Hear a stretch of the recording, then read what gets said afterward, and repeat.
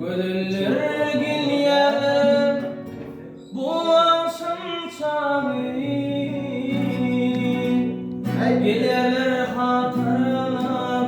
al yaşın bağı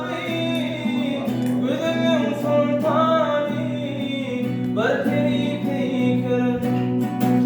Min onun kurbanı vakalla canı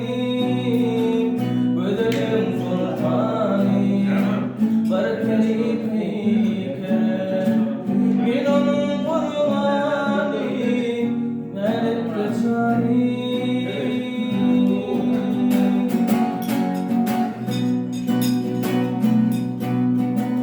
Indi bırakma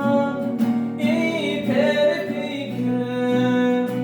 Yandırma yekene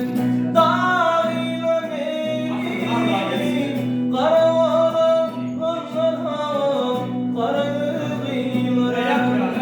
Divana koydular adama benim Kara oğlanları kara kıyılara Divana koydular adama benim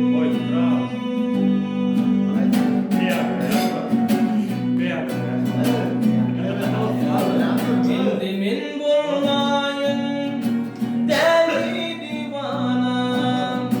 Zadalina darım ağlayacağım bir dumana Koymama gülmesin diye dostlarım Gelmenin yerim boş kıymasana Koymama gülmesin diye dostlarım Gelmenin yerim boş kıymasana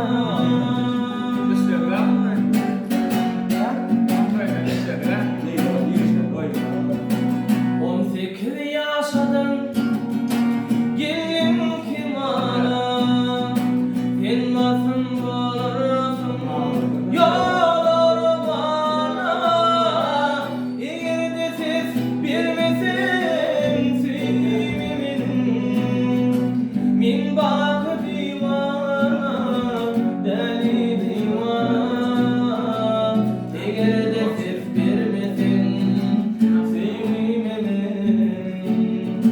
Min bakı divana deli divana Min bakı divana